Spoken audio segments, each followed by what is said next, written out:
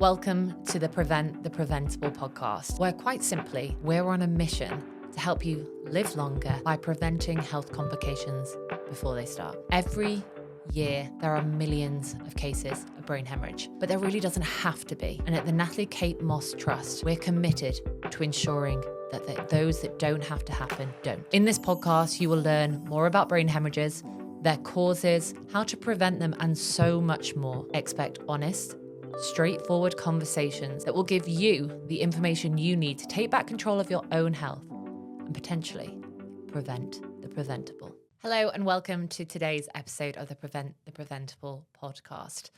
Now, obviously, our message in this podcast is all about helping you to prevent health complications before they start, but particularly we're talking about brain hemorrhage. Now, blood pressure is one of the leading causes of lifestyle-related brain hemorrhage. And on today's episode, we're going to be diving into the topic of blood pressure with our guest today, Adam Greenstein. Now, Adam is a consultant geriatrician. He is also an expert in the topic of hypertension or high blood pressure.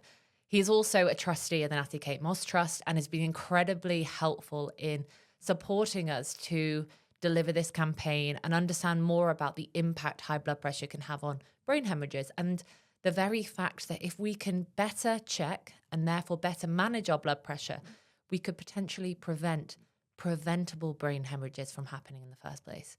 So today we're going to dig into everything about blood pressure. What is it? How do we manage it? How do we check it? What are the risk factors? And what are some things that we could do in our own lifestyles that are very, very easy things to do in order to manage our blood pressure better? Today is a very eye-opening episode. It will give you information that will arm you to make small changes in your life to really support you in the long term. This episode is not here to frighten anyone. It is just here simply to give you the facts that you need to help prevent the preventable. So without further ado, let's dive into the episode. Adam, welcome to the Prevent the Preventable podcast. I'm very pleased to have you on this podcast. I'm not going to lie, because every time, obviously, and I'm sure I say this every time we talk, that it's so interesting hearing the work that you do, and particularly how that's obviously informed the work that we do as a charity as well.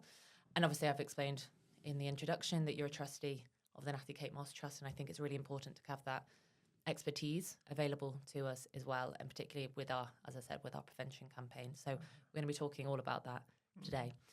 But briefly, can you explain a little bit more about what you do as a consultant and as a researcher as well?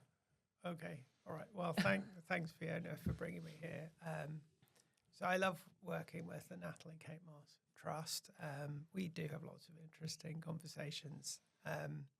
So my name's Adam Greenstein, and I'm the Professor of Medicine at the University of Manchester. And as well as that, I'm a consultant physician at Manchester Royal Infirmary. And at the hospital, I specialise in the treatment of high blood pressure. My background in training is actually as a geriatrician. So that means that I look after older people, but I see high blood pressure in people across the lifespan, really, from young adults all the way up to the elderly. Is that how you got into hypertension, high blood pressure, because you're initially a geriatrician? Well, not really. I think I was very lucky to work with some really very inspirational people across my career. So the first job that I did when I qualified from university in Manchester back in 1997 was with somebody who I'm still very privileged to work for now, Professor Tony Hegarty, who is the head of the School of Medicine. And he is a high blood pressure expert, an internationally renowned high blood pressure expert, and we still do clinics together. And after doing my junior doctor training across Manchester and Yorkshire, I then came back to Manchester to do research with Tony Hegarty and his team, where I did my PhD in high blood pressure and the mechanisms that the smallest arteries in the body control your blood pressure and how that changes in conditions such as obesity.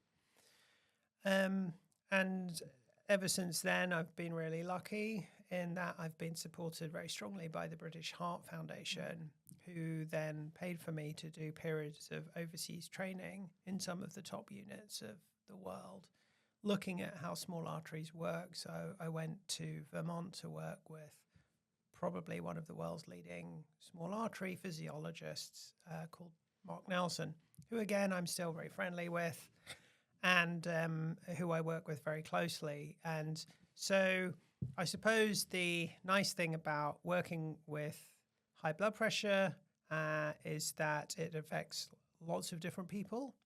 And you can sort of follow your nose from a research and clinical perspective because it covers so many different specialties, because it affects the kidneys, affects the brain, affects the heart, and you can study it from the perspective of the kidney or the small arteries.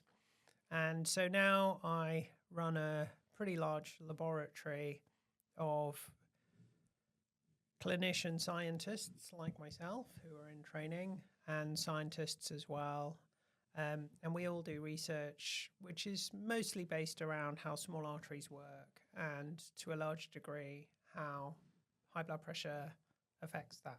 Yeah, I think it is interesting. I think this is where I'm so intrigued by our conversations, because high blood pressure, and the more I've learned about it over the past probably just less than 2 years, is how it does affect so many different parts of your health. And we'll come on to that, because I think it's really important for us to talk about that in a bit more depth. What I think would be helpful now is to frame the conversation a bit more. Yeah. What is high blood pressure? Well, I think so.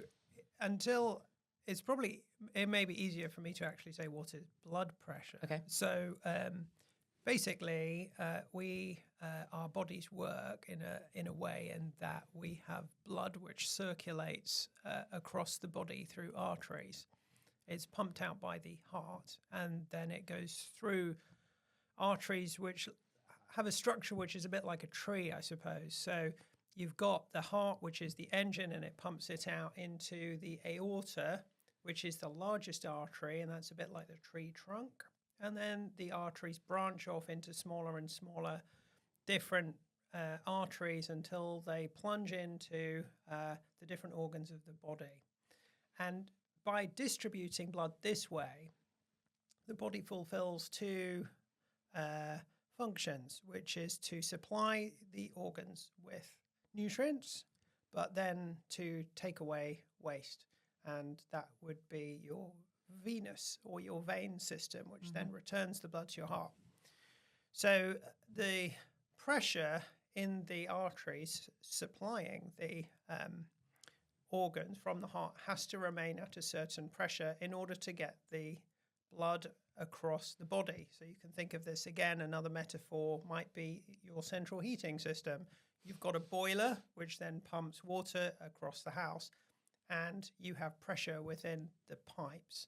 If the pressure is too high, the pipe will burst. If the pressure is too low, you won't get the water to the radiator. And the difference between our bodies and a central heating system is that the pipes are alive, and so they squeeze and they relax, and the amount of water in the system can change depending on what you eat or drink and how much you excrete through your kidneys. And so the pressure within that pipe system in your body is your blood pressure. And this is probably one of the most highly conserved body functions across the mammalian kingdom, because, every organism needs a certain degree of pressure to supply the body. And so what we have evolved to include as a species is lots of different mechanisms to make sure that your blood pressure stays at a healthy level, which can perfuse your body. So that would be the pumping of the heart, the reabsorption of sodium from your kidneys. It would be your arteries, which can constrict and dilate. I guess the point that I'm getting to is that when your blood pressure is high, it can be hard to treat, because one of your body's main mechanisms in order to survive is to keep your blood pressure normal. So I guess that then brings us on to the question of what high blood pressure is. So based on what I've just said, blood pressure is just really arbitrary. It's just a number that we measure. So the pressure of the blood coming out of the heart is actually lower than the pressure in your arm, because what happens is that your aorta, which is, like I said, the trunk of the tree, is quite elastic. So when the heart pumps, the aorta stretches and then it pings back and it pushes the blood out through the body as one of the fundamental mechanisms of maintaining your pressure. And so then we tend to measure blood pressure at the moment, normally, which is validated by putting a blood pressure cuff on your arm. Most of us will have had this, although many younger people haven't. And as it turns out, quite a lot of people haven't, unfortunately. I think we'll probably discuss that a bit later. But we measure the blood pressure here in the arm. And what we do is we inflate a cuff, and that compresses the arteries. And then as the cuff relaxes, the machine can then detect when the blood starts coming through. And as a society in medicine, what we tend to do is kind of measurement cutoff points. And that's what blood pressure is. We know from our clinical trials that if your blood pressure is above a certain level, which at the moment in the UK is 140 at the upper level, then that is associated with medical problems. And so every 4 years, the great and the good of the blood pressure world will come together and say, do we think we have the right target? And sometimes they say yes, and sometimes they say no. Because they can vary in different countries. Well, they can, exactly, yes. So, for example, in America at the moment, for example, the definition for high blood pressure is 130 millimeters of mercury. So just to be clear for anyone listening, so this is, when you measure your blood pressure, there's two numbers. Yes. And we're talking about the top number. So yes. Ideally, you said 120 over, well, you didn't, but 120 over 80 is ideal. Yeah. So we're talking about that top number. Yeah. So that's the top number. So we present it using two numbers, which is, we call that the top and the bottom. The top one is called the systolic blood pressure, and the bottom one is called the diastolic blood pressure. The reason why we use these words is because when you look at the heart, and the heart pumps, obviously, when it squeezes, we call that systole. So that systole becomes your systolic blood pressure. When the heart pumps, it pushes blood out, and so your blood pressure will be higher. And then when the heart relaxes, that is called diastole. So you have systole and diastole in the heart, which is contract and relax. And then you have systolic and diastolic blood pressures, which is then the diastolic blood pressure is more of a representative of the resting state of your body when your heart is relaxed. That's how much fluid there is and how much, for example, salt is retained and how much your arteries are constricted. Whereas your systolic level is higher, and that tends to be the one which is associated with more problems across the body. So that's the number you should be more concerned about? Or? Yeah, I think that we try and simplify messages for people sometimes. So we mostly say just concentrate on your systolic blood pressure for the time being, and then we can try and reduce that. So in the blood pressure clinic, that's most of our efforts are concentrated on bringing that number down for people. So if somebody comes into your clinic and presents with hypertension, blood pressure, what's the next sort of course of action for you in terms of, would you be looking at lifestyle? Would you immediately medicate? Because I think so often people don't check their blood pressure. And quite often this is with a lot of things, they put their head in the sand, and they don't want to know if they've got high blood pressure or not. They're worried about it. They're worried if it can be treated, if it can't be treated. What's your course of action if somebody does present with high blood pressure? Yeah, so this is why we call high blood pressure the silent killer because it doesn't really have that many symptoms. When you start getting symptoms from your blood pressure, it has to be very, very high. And so most people won't ever be aware of their blood pressure until it gets checked, and then a GP or a doctor might say, gosh, your blood pressure is a little bit high, and then they'll have a conversation with them. So my clinic, we tend to see people who've got, say, resistant hypertension, which hasn't responded to many treatments. Okay. But probably more relevant for this conversation is the sort of discussion that you might have with a GP or a nurse or a pharmacist who now check people's blood pressure. You might have seen that pharmacies are now doing blood pressure checks. And this is one of the ways that we, as a health service, are trying to broaden the detection of elevated blood pressure, which can cause subsequent health problems. So you're likely to have your first discussion about your blood pressure being elevated with either a pharmacist, a nurse, or a GP who's doing a health screen. And they would say, it's a little bit high. Maybe we can have a chat about what your lifestyle is like. And they'll ask you things about your salt intake, and they'll ask you about your diet, and they'll ask you about your weight and your exercise and whether you smoke and how much alcohol you drink and whether you eat a lot of junk food. And they may ask you about whether there is a history of high blood pressure in your family. Yep. And then they'll probably, unless your blood pressure is really high, they'll probably ask you to address some of those and then come back. Because we know now, well, blood pressure is interesting, really, because obviously you are born with a certain blood pressure determination, but blood pressure is very, very sensitive to lifestyle modifications. It's almost like a barometer of your health. And so we know now that maybe almost 2/3 of the people who are presenting with higher blood pressure than it should be, that's because of lifestyle effects.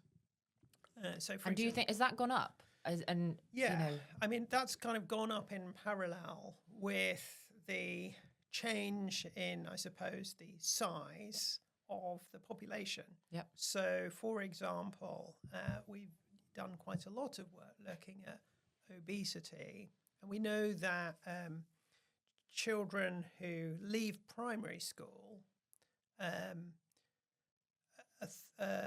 I think between a third and a half of them are overweight or obese.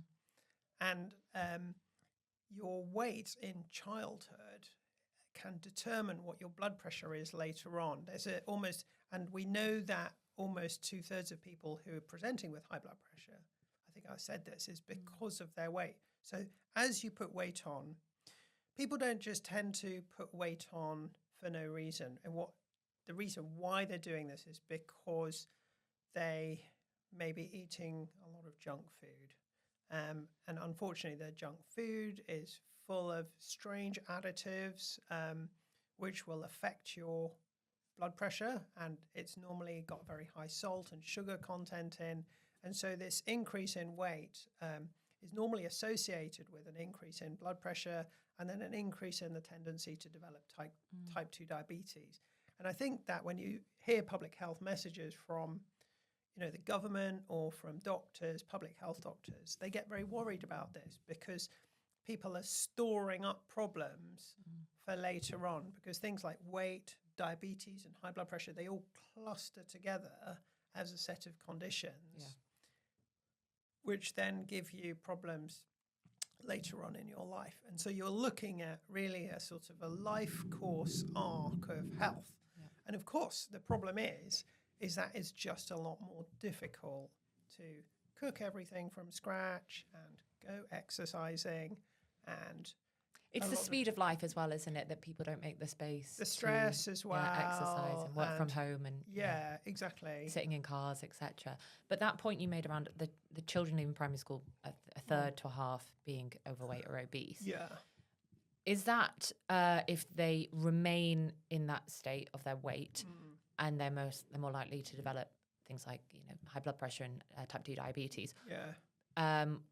Because if they lost that weight, for example, is it that they've damaged their blood vessels in such a way that they're still then potentially prone to getting those conditions? Yeah, that's a really interesting question, because there are probably, the answer is probably somewhere in the middle between those two things, which is that your body and your blood vessels appear to have a sort of a memory of previous kind of physiological insults that have been enacted upon them. However, the body has got a much greater capacity to regenerate and to repair itself as well. And so I see lots of people who are overweight, and especially with the new kind of medications that are coming out at the moment, like the injectables. So a lot of people will have heard of things like Wegovy. They lose weight and their blood pressure goes down, and they can get cured of diabetes and hypertension. And the reason why these drugs are working is because they basically stop you from eating the whole time. So, but you get much more benefit and much more lasting benefit from doing all of these things Naturally, yourself. Yeah. But then from another perspective, you also have your kind of genetic disposition towards what your blood pressure is. And a lot of people will have high blood pressure, which runs in their families. And how common, if we're looking at, say, lifestyle versus genetics. Yes. How, of all the cases that you see, how much is it 50-50? Is it more that it's just largely lifestyle or genetics? It's really difficult to say.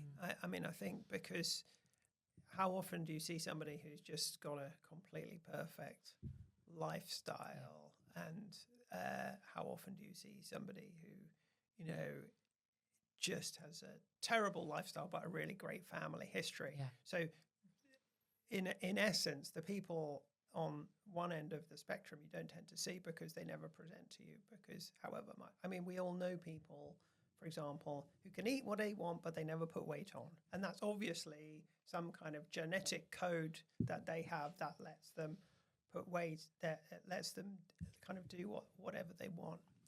Increasingly, however, we are finding that lifestyle approaches are beneficial for people even like that. So, for example, your weight may not necessarily be a completely accurate indicator of how healthy you are inside.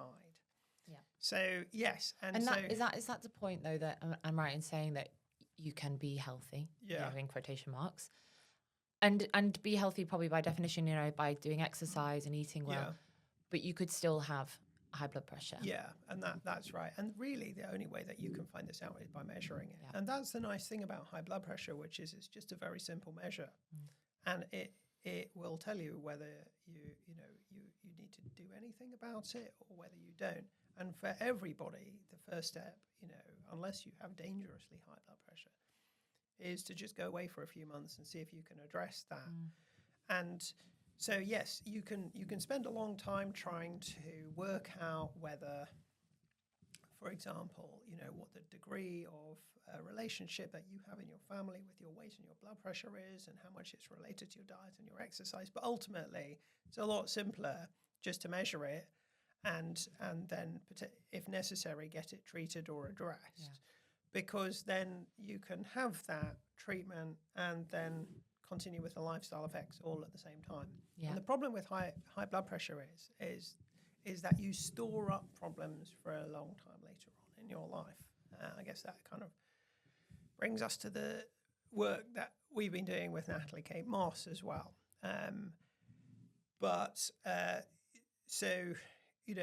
Really the best thing is the screening and the checking, and to be aware of what your blood pressure is. Yeah, I think one of the biggest facts or the most interesting facts that I think probably kicked off this whole piece for me was around the fact that, and correct me if I'm wrong, but I'm pretty sure this is correct, a third of on average, a third of a group of population will have high blood pressure.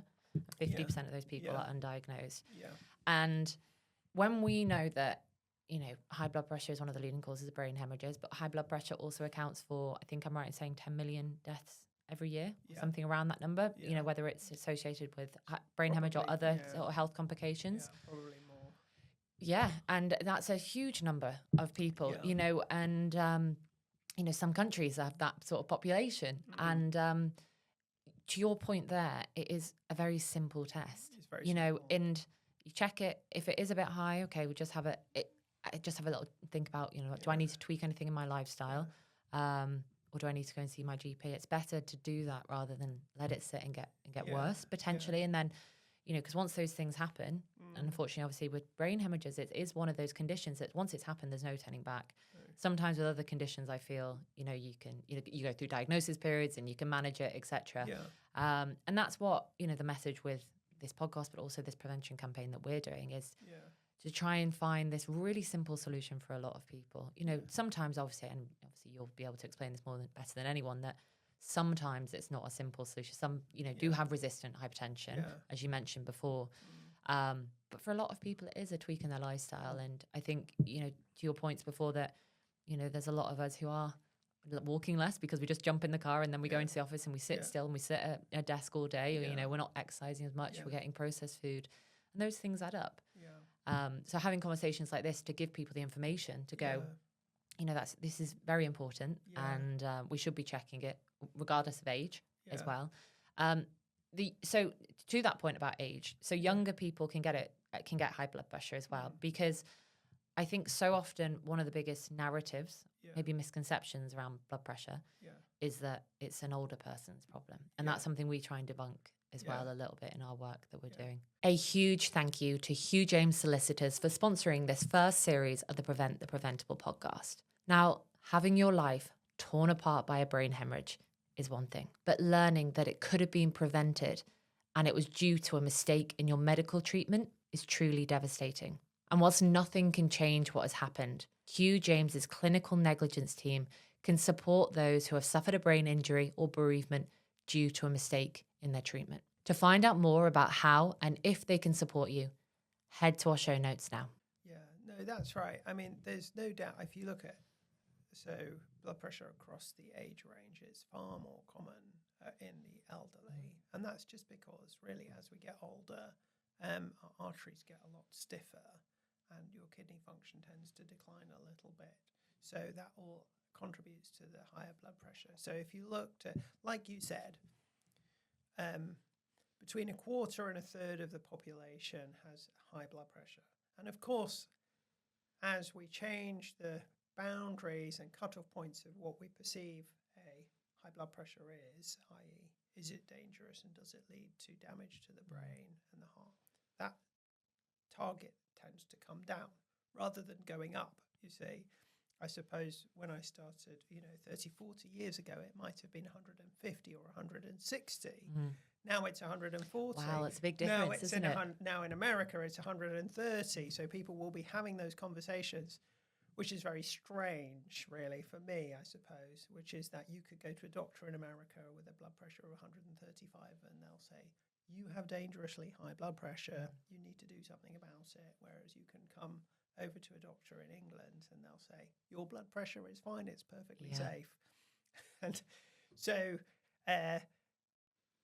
yes, it does affect everybody. And yes, it affects about between a quarter and a third of people. And the issue is that it gets more prevalent as you get older, but you would say that probably about 15 to 17% of young people have elevated blood pressure, and then that goes up to about 20 to 25%, to 30% maybe in adults, and then in people over the age of 65, it can be up to about 65 to 70%. Wow. So, but as a population, it's that sort of level, a third, say. And people just don't realise it.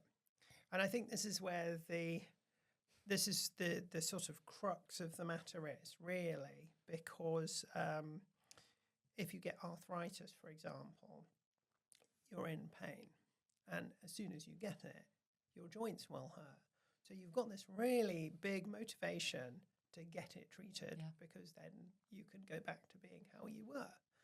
And so, but with high blood pressure, it's just another problem that we all have so many problems these days, and it's just something else to worry about. And you've got a load of doctors going, oh, you're going to get heart disease and stroke and kidney problems. And increasingly now, unfortunately, it's the prominent predictor of dementia and memory loss, which is terrifying.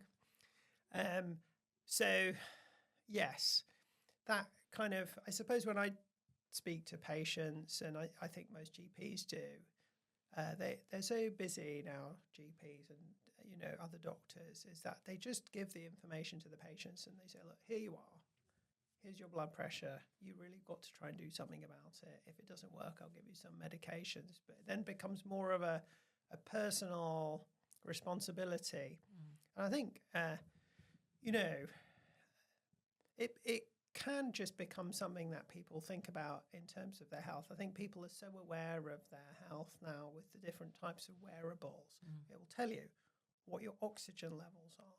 It'll tell you what your pulse is. It'll tell you how much you're sleeping. It will tell you, what your blood pressure is, all from, a simple device on your wrist. And so I do think that we're quite used to, as a society now, of having these kind of multiple digital inputs, which are sort of tracking our activities. And, it's how that then gets processed by the person who gets exposed to all of this information. I would say to somebody, it's better to know. Yeah, it's always agree. better to know, even if you just then think it is a problem. It's better to know that there's a problem, because you can ignore it for 20 years and then it's irreversible organ damage to your brain and your heart and your kidneys, whereas earlier on it's much easier to address it. And most of the medications that we have, we can find a combination that people can take that won't give them too many side effects, or most people won't have that many side effects. Yeah, and I absolutely agree. I think, the point, as I said, the point of this campaign is to kind of just make people aware that to make that, it could be a simple change. To your point before, when you go and see someone, let's talk about your stress or your sleep or your salt intake, etc. And it could be a very simple change. Yeah. And it's better to make that simple change than have to wait until something catastrophic happens. Yeah, exactly. And these things like stress, they contribute, because your stress hormones increase your blood pressure, because that's what the body has evolved to do. When you're being chased by, a large apex predator, your blood pressure needs to be high so that you're able to run away. Yeah. It's your fight or flight response. And so, but our stress hormones now are not caused by being chased by apex predators. They're caused by being stuck in a traffic jam and somebody cutting in front of you, or your boss telling you that you've got a deadline, or that you don't like your job, or that you're overloaded with strange social media feeds and you don't feel like you're being productive.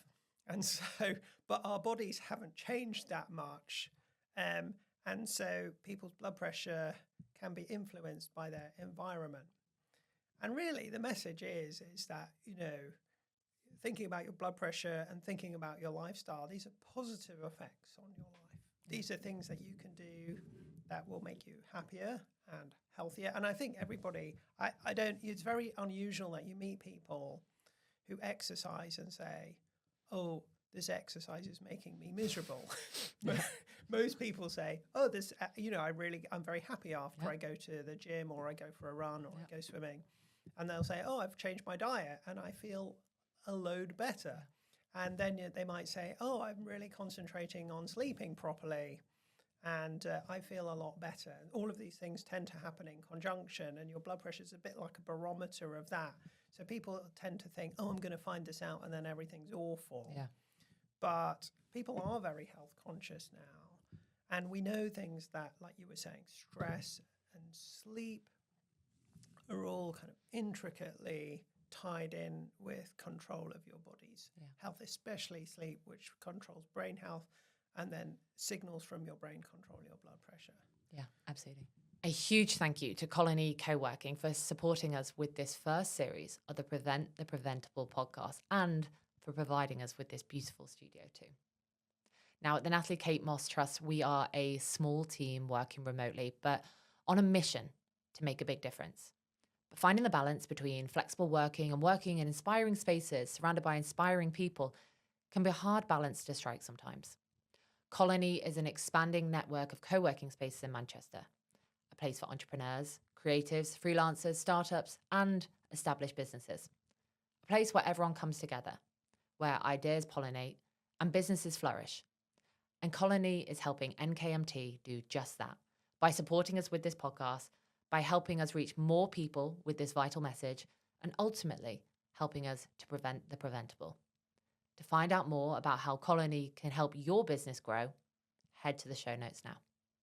So I think all of the contributing factors I think are so interesting. We're going to dive into some of them in, I mentioned to you before we start recording, in some of the episodes, whether it's stress and sleep and whatnot, because I think all of us intuitively understand that it's not necessarily good for our body, but we don't understand the ins and outs of and the detail of what's actually happening. Let's talk a little bit more about, because obviously our main focus, you've touched on it, that blood pressure can affect pretty much everything, whether that's your kidneys or cause different types of stroke. You touched on before around it being a major contributor to Alzheimer's and dementia as well, something that we've spoken about a lot and very interesting.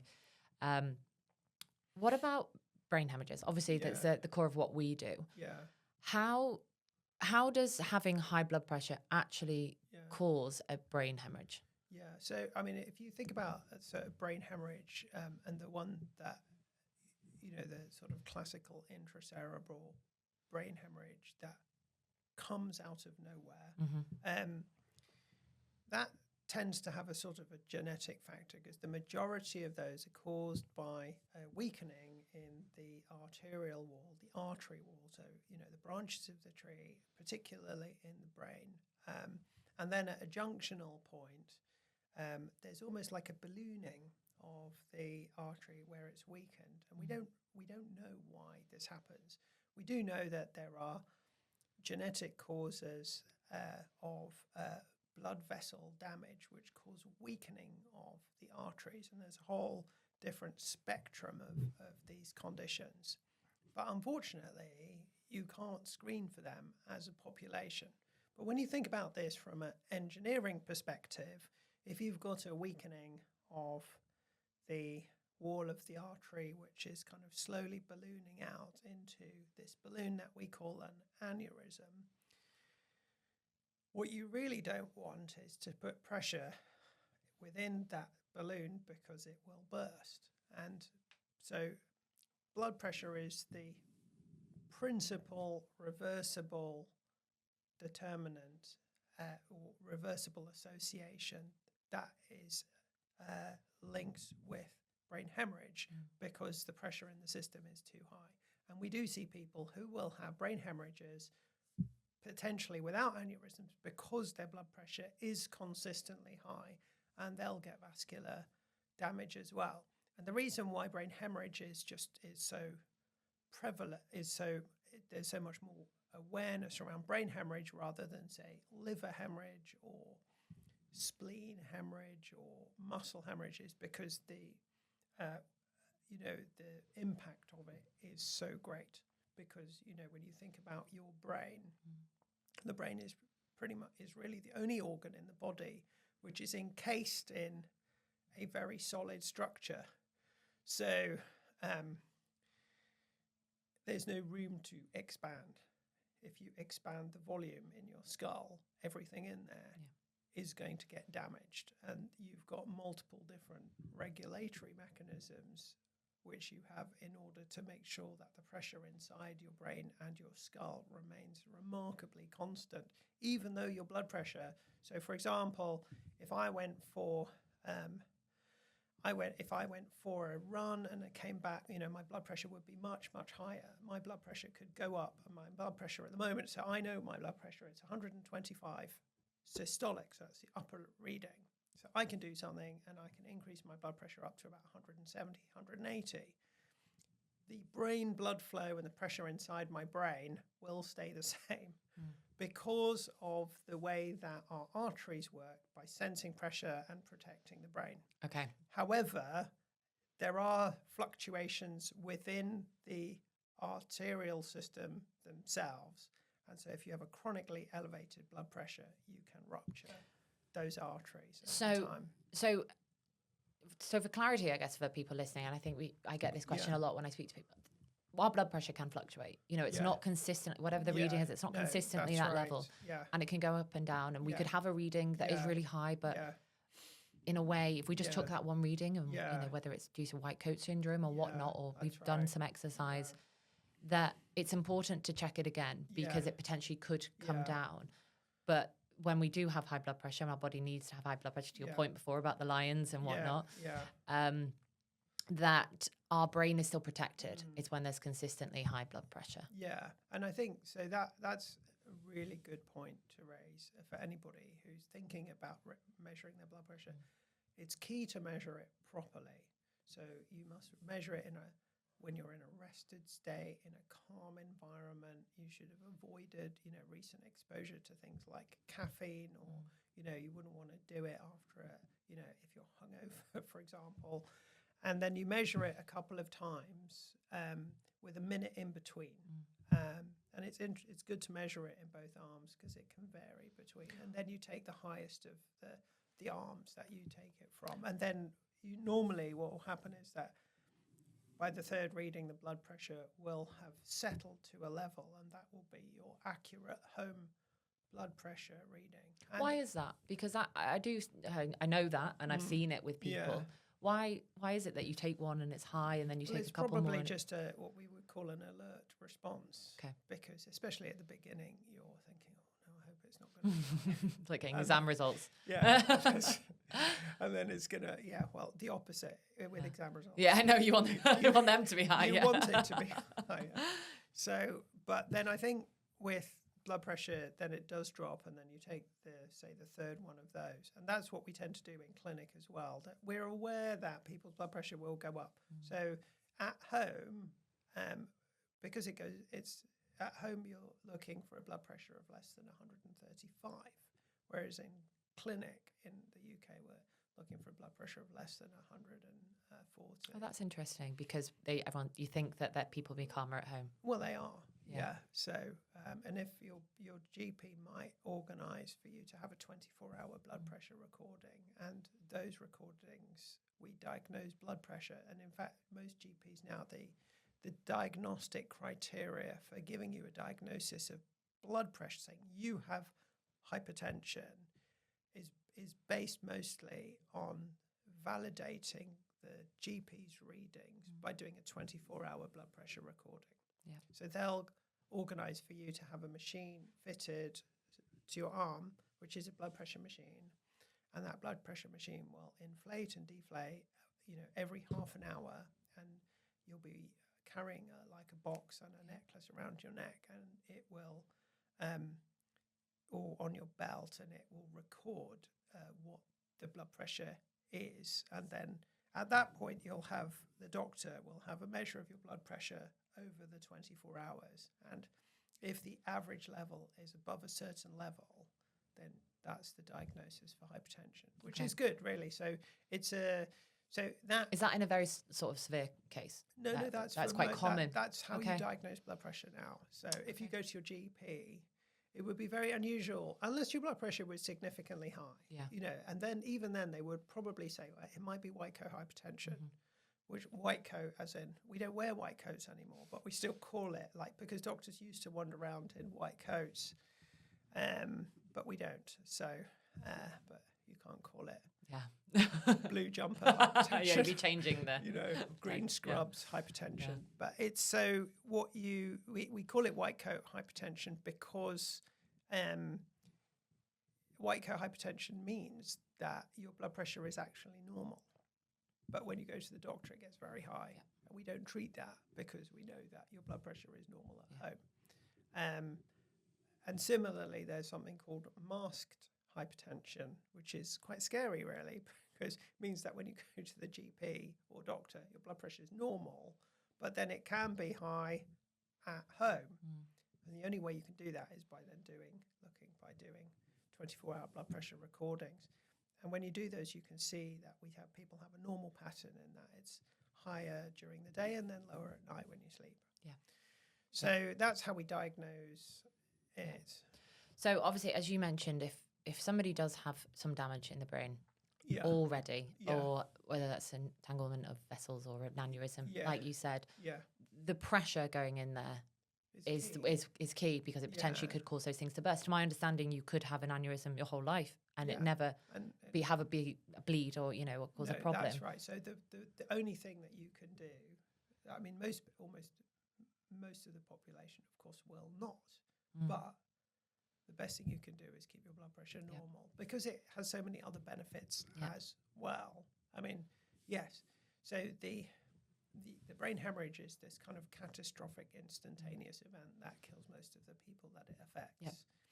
Although there has been a lot of work, in terms of improving outcomes, but it's still, a catastrophic, life-threatening event. Whereas the sort of, I suppose, a stroke is as well, but it tends to be more recoverable. Yeah. Whereas things like heart disease and brain damage and kidney damage, they're things that happen over a longer period of time. But high blood pressure does all of this by causing blood vessel damage across the whole of the tree of blood vessels. So it causes thickening and furring up of the larger arteries, and it causes damage to the smaller arteries as well. So there's no real reason why you shouldn't get your blood pressure checked. And just on that point, so you mentioned obviously earlier about Alzheimer's and dementia, and to my understanding, this is a relatively new thing, is it? In terms of the understanding between blood pressure and or the connection between blood pressure and dementia. Can you kind of explain that a little bit more? Yeah. So I mean, I think it's I suppose this kind of dials into the different way that we're thinking about the brain at the moment. So, for example, if I said to you, well, high blood pressure causes kidney damage, you say, yeah, okay, I see that. Or you say, high blood pressure causes heart damage. And that's not a revolutionary statement either. Yeah. But high blood pressure causes brain damage as well. Because when high blood pressure causes damage, it causes damage everywhere. There's no organ which is immune from the effect of high blood pressure. It's just that it becomes manifest. It's easier to see. And it has more kind of damaging problems for the body when it happens in the brain, the kidney, the eye, or the heart. And so when you look at the brain is, it's strange to think of this, but the brain is mostly a vascular organ. So there are much more blood vessels in the brain than there are blood vessel cells, than there are nerve cells. The nerve cells create the function of the brain, but without the blood supply, they die. Yeah. So, and what effects does high blood pressure have in the brain? Well, classically, you would say it causes things like strokes and brain hemorrhages. But increasingly, we can see that the damage to the blood vessels causes this sort of patchy problems around the brain. And increasingly, we can see that the less vascularized, so by what I mean by that is the areas that have less blood flow in them are more susceptible to having high blood pressure related brain damage, and one of those areas is the memory center. So, when we get blood vessel damage to the brain, it manifests in lots of different ways. So it can cause a sort of a general slowing down of people, so people just feel like, they've slowed down a bit. And, historically people would have said, it's just because they're getting a bit older. But just getting older is not a disease per se of the brain. It's unregulated high blood pressure. And as I've mentioned, the cutoff points for saying, actually, we know that this level of blood pressure is dangerous for the brain is just coming down, every decade, really, to the point where we think, actually, we always thought that was a normal blood pressure 15, 20 years ago, actually is not. And so it causes problems with balance, it causes mild memory loss, it can cause problems with your waterworks, it can cause problems with your general energy levels. And these are very common kind of presentations for people who are elderly. You might think, they just don't seem to really have any initiative, or they don't want to get up and go out anymore. And this could be very commonly associated with blood vessel damage to the brain. Whereas you can see other people who are older and they're just really active, and they do clubs, and they see their friends, and they go out, and they're really bright, and they're really sparky, and that's kind of how old age should be. Yeah. It's so interesting, that, isn't it? Because I think so often you do naturally just think, well, they're just getting older. Yeah. But that presents the potential more if they had high blood pressure or have high blood pressure. And nobody really wants to think about what you're going to be like when you're older. No, of course. But the crazy thing is that we're always told, oh, make sure that you have a great pension. Oh, it's very true. Make sure that you have your workplace pension, and make sure that you pay off your mortgage, and make sure you save for the future. Well, you think, what are you actually saving for here? Because if you do all of that, and you pay 10% of your salary every month into something, what's the point of doing that if you're not even going to be able to enjoy it? Yeah. So you might as well. It's always all of this. And that's where blood pressure is frustrating, I suppose, from a medical perspective. It's an investment in your future health and happiness, because you just don't want to have a stroke. Yeah. Because once you have a stroke, you're more likely to have another stroke. Yeah. And it's like playing the lottery, because you might have a massive stroke and then you're going to be disabled. Yeah. And there's the brain is of all the organs in the body, the brain appears to be the most sensitive to your blood pressure. Yeah. So, Yeah, it's fascinating. And I think, to your point before, no one wants to think about getting older. But also sometimes I think so often people don't think too far ahead. And that's why I think preventative measures, obviously with this podcast called Prevent the Preventable, but we could look at that across so many different aspects of our life, and thinking ahead a little bit more, not sitting too much in the future that you don't enjoy the present, but thinking ahead, well, how are my actions today actually affecting my, in this case, health moving forward as well? But so you're going to be happier as well, because, most, you just, people say, oh, I've just changed my diet and, think I'm sleeping better. Yeah. I really, you don't hear people saying, oh, I just really need to get back to not exercising, junk food and smoking, because they're happy not to do that. Yeah. And for the majority of the people, that will solve their blood pressure. Yeah. There is potentially, there's data to suggest that 70% of all people with new onset blood pressure is related to their lifestyle and their weight. So it's terrifying, really. Yeah. But how can we, in a room like this, manifest change? It's got to be at a society level, because you go to a supermarket and, the snack aisle by the checkouts is full of junk. Yeah.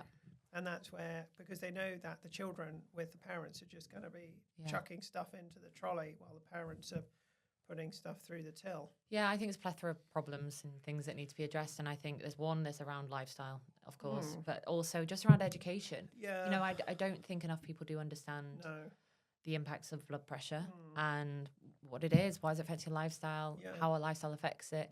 All these things that you've spoken around in terms of the impact it has on your brain, in the future as well. And I think that educational piece is so incredibly important, something we're working on as well. And I know we've talked about some of the different projects that we want to do in the future. So, but I think things like this podcast as well is another medium to get more information out there, as well as access to monitors. You mentioned that people, I think one of the biggest things when I speak to people is that they think they can only get their blood pressure checked at the GP, which is obviously not true. There are plenty of pharmacies out there. Yeah. You can obviously, as you've alluded to, buy them and have one at home, which is probably arguably one of the best places to check your blood pressure as well. So it's it's giving them the information and arming them with that information so that they can take action as well. There's so much that I could probably talk to you about on this, Adam, and we probably will in the future. But to kind of round off this part of the podcast in terms of what are, say, 3 or 4 things that then you would advise people to do to better check and manage their blood pressure? Yeah. So just check it. Just get your blood pressure checked. How often would you say? Well, I mean, even if you do it once, that's the first step, is the most important step. Because once you check it, you're unlikely not to check it again. So just check it. It's not a big deal. You can go into any pharmacy, you can go to any GP practice. When you see a doctor, you can check it. You can even buy something and check it at home, and almost all of us know somebody who has a blood pressure machine at home. But measure it properly. And we've timed it at NKMT, and it takes 40 seconds. It's not even a minute. Yeah, but then you want to check it a couple of times, a few times, because then I suppose if it is high, if you do record something like 150 over 90, then it would be very unlikely that somebody would then not check it again. Yeah. And that might then point them into a direction of going to see a doctor or a pharmacist, and the pharmacist say, well, have you thought about maybe eating less salt and improving your diet and exercising, or maybe stopping smoking and talking about alcohol and so on. Whereas I think that if you do check it and it's 120 over 60, then you probably, you know, that's a very good sign. Yeah. But then again, you're likely to then check it again, probably in 6 to 12 months, just to say, well, I wonder whether it's still okay. Yeah. So the most important thing you can do is to just start by checking. Just check your blood pressure. And what about after that? What about managing it through lifestyles? What are the key things you think people should think about? Well, I mean, so much of medicine is really simple. Yeah. I've not. It's just, it can be really depressing. The mechanisms by which all of the trouble occurs is really complicated, and the psychology behind why people, for example, don't take their tablets, or they don't measure their blood pressure, or, you know, who's at risk of having things. But I suppose the preventative message is that you're not going to be sorry by taking those first steps to improve your lifestyle. If you, like you say, de-stressing, exercising more, improving your diet, improving your lifestyle, that just nobody has ever been hurt from doing that. Yes, it's really hard, but, you know, the alternative is to just, you know, keep getting cross in traffic. Yeah. You know. Yeah. And then buy a load of, you know, a family-sized pack of KFC or whatnot. KFC on the way home. But, you know, I buy a family pack of KFC on the way home. I just don't do it very often. Yeah. You know, we're not talking about living some kind of hermetic existence as some kind of, you know, with some self-inflicted misery where you can't do anything apart from eat nuts and seeds. You know, there's got to be enjoyment there, and sometimes it is just a 1% change here and there, isn't it? It's an extra half an hour of sleep. It's one less night drinking a week. It's really not that complicated, you know.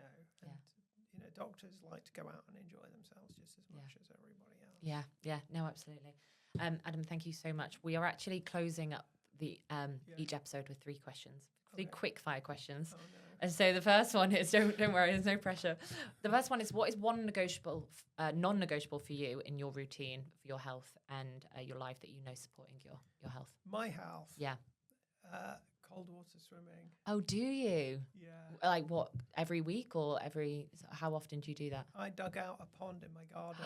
And it keeps me sane. Yeah, I mean, I love that. It's having access to the cold water, so maybe I have to do something similar. Yeah. I've spoken about that to you before in terms of, does that have a positive impact on your blood pressure? Do you know? Is there science to back that up? It just makes me very happy. Yeah.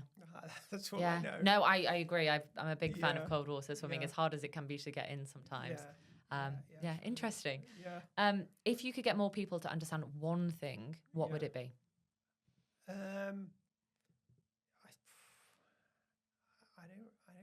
don't really know what you mean. Just about life. Anything, whether it's health or life. Yeah. Yeah. Yes. I don't know. I don't like to be prescriptive about things, because I feel like, I don't know. This is not a rapid answer. No, it's helpful. For such a long time, doctors have been the sorts of people who are like, take your tablets and stop bothering me. You know, I just prefer people to, you know, I give people information and then they find their own way, and you find your own, you know, you find your own solution that you're happy with. And then I feel like I've done my job, and I don't want to be too much like, oh, you have to be like this or Yeah. like that. But I actually think that's a great answer, because I think, one, it gives people the sense of self-responsibility that I think they need, particularly with this topic, to manage their blood pressure.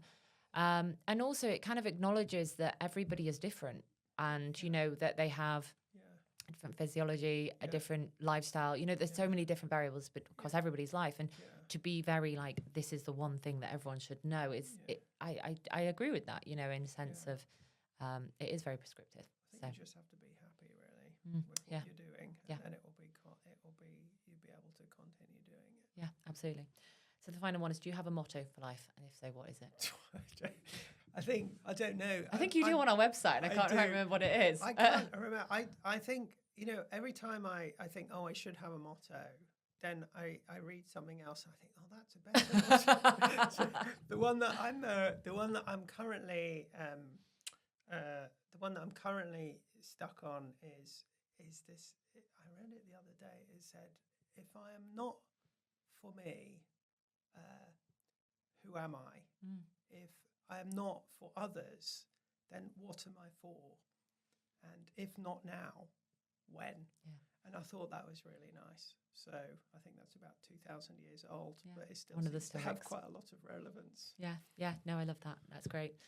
And thank you so much. I found that incredibly interesting. I'm sure it'll be very helpful for a lot of people. It's nice to chat. That episode really did blow my mind. Every time I speak to Adam, the information and the knowledge that he has is so incredibly interesting, but it's also sometimes so incredibly simple as well. It's simple things that we can do to really support ourselves and our health and our life. And that's what this is all about. It's not looking for anything complicated, but the small things that we can do to, as we said, prevent the preventable. If you want to find out more information about managing blood pressure, around preventing brain hemorrhages, just head to our website, where you can find all that detail, and you can find the link in the show notes as well. And if this conversation has been particularly relevant to you, perhaps you have had high blood pressure and it's caused certain complications in your life and you'd like to share that story with us, please do get in touch. The more we can understand different stories, different experiences, the better we can support you all as well. We'll be diving into some of the things that Adam talked about that impact blood pressure, whether that's stress or sleep, in future episodes in this series. So do keep an eye out for those too. But in the meantime, please do make sure that you pass on this episode to anyone who you think it would be particularly relevant to, or who would find it particularly interesting. And we will see you on the next episode of the Prevent the Preventable podcast.